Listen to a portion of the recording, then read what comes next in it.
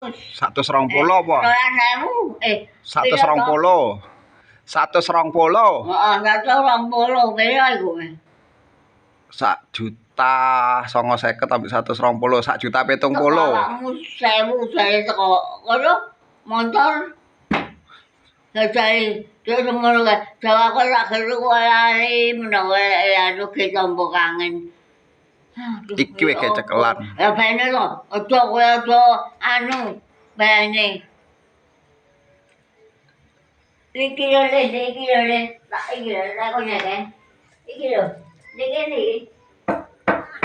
Wis sore ambil iki lho. Giman lho. Iko sapa? Giman. Giman. Lho joget maneh Giman ndek kono. Bener Mas. Iku mana ngono duwe. Joget meneh ndono wonge lho. Duwe lho iku. Gimana?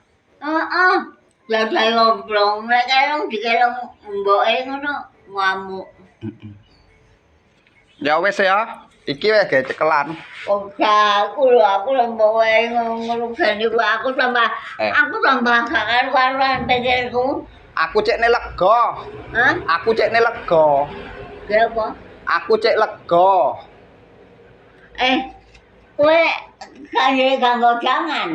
Ndak. Oh lho wis. Lontong kuwi sik. Kowe ganggo lontong. Ndak.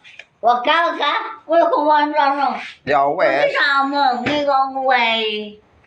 Lho, lek kowe rugine mbok tulis 200. Ya apa kowe?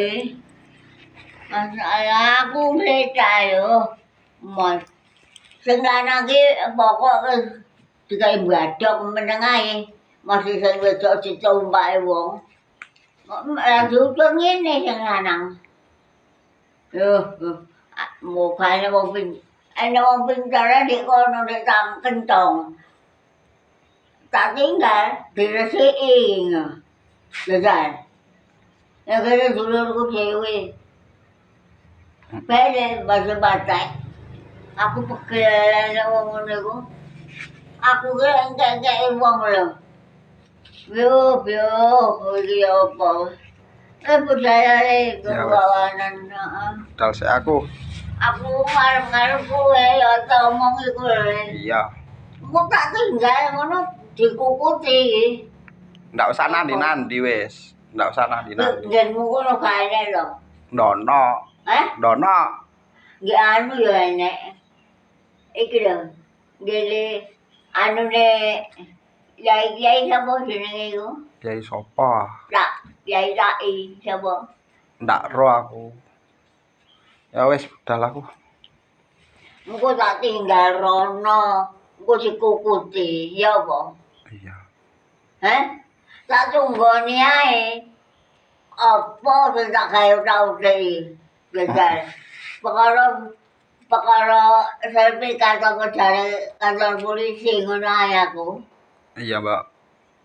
Ya wis. Itu aku ora duwe. Ndak. Apa sing mangan jangane? Ya iki dong kuwi. Janganku pe ndak seneng, janganku pedes. Jangan to iki sore.